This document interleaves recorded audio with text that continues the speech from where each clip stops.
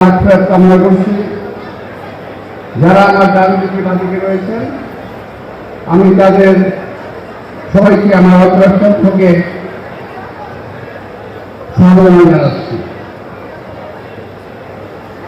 আমাদের নেতা তারেক রহমান সাহেব বরাবরের মতো এই সকল শহীদ পরিবারের পাশে থাকার জন্য যে আহ্বান জানিয়েছেন, সেই আহ্বানে সাড়া দিয়ে আজকের এই অনুষ্ঠান গত প্রায় 1 মাস ব্যাপী অনুষ্ঠানটা হচ্ছে।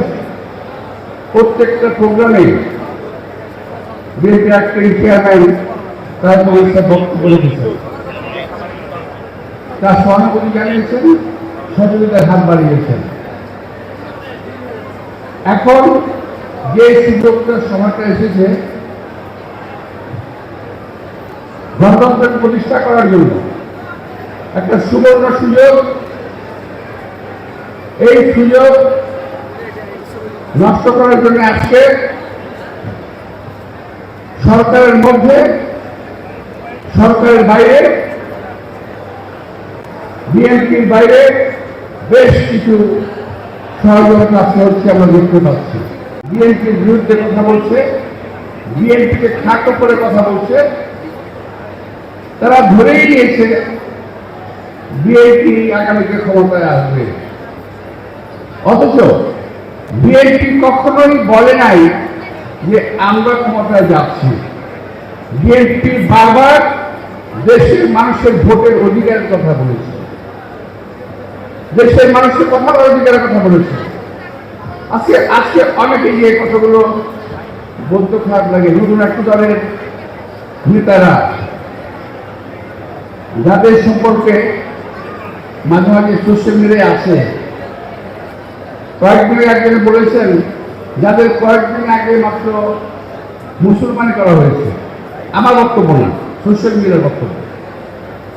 তারা কথা বলেন আমাদের নেতা তারেক রহমান সম্পর্কে। আমি আসার সময় সোশ্যাল মিডিয়া দেখছিলাম যে বিএনপিকে এবং আমাদের নেতা তারেক রহমানকে উদ্দেশ্য করে বলছে, হাসিনা গেছি যেই পথে তারা যাবে সেই পথে। এটা কোনো রাজনৈতিক স্লোগান নয়, দেশকে সুসংগঠিত রাখার স্লোগান নয়, এটা গণতান্ত্রিক ঐক্যকে বজায় রাখার স্লোগান নয়। আমরা এবং নেতা সবসময় এই সরকারের প্রতি সহযোগিতার হাত বাড়িয়ে দিয়েছে, বারবার বলেছি সহযোগিতার কথা। অনেক দিক খাটো করে হলো, অনেক ছাড় দিয়ে হলো আজকে জুলাই সনদ সহ বহু কিছুতে বিএনপি ছাড় দিয়েছে।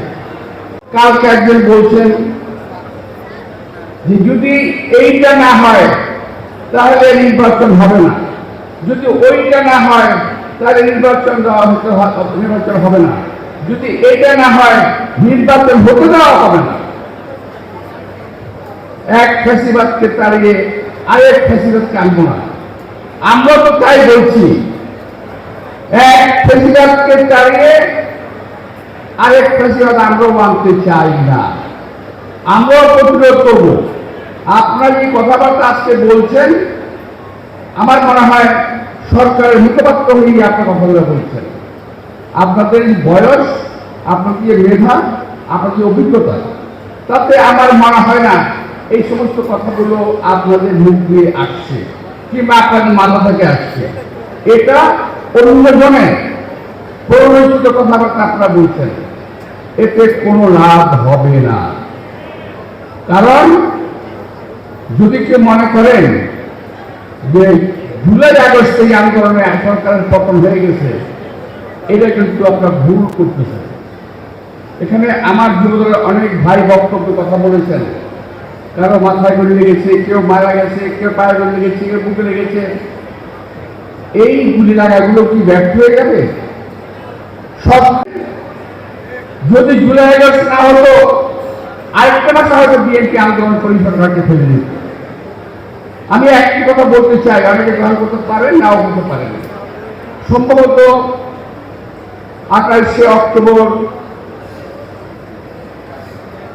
সম্ভবত আমাদের একটা মহাসমাবেশ ছিল 23 সালে 28 অক্টোবর, সম্ভবত আমার ভুল না হলে। সেই মহাসমাবেশে সরকারের পতন হয়ে যাওয়ার কথা ছিল, চক্রান্তের কারণে সেদিন সেটা হয়নি। সেই দিন যে জনসমাবেশ হয়েছিল, ওই সমাবেশ থেকে যদি ঘোষণা দেওয়া সম্ভব হতো তাহলে এই সরকার থাকে না। ওই দিন যেভাবে গুলি করেছিল বিএনপি মিছিলের উপরে, মিটিংয়ের উপরে, বিএনপি নেতা কর্মীরা আহত হয়েছিল, এটা ভাষায় প্রকাশ করা যাবে না। মঞ্চে আমরা অনেকেই ছিলাম, এখানে যারা উপস্থিত আছেন অনেকেই মঞ্চে ছিল। গুলির এবং গ্যাসের মুখে আমরা টিকে থাকতে পারি নাই, কিন্তু শেষ পর্যন্ত আমি এবং আমাদের সেক্রেটারি ফখরুল ইসলাম আলমগীর মঞ্চেই ছিলাম। এই আন্দোলনটা ছিল এই সরকারের বিরুদ্ধে।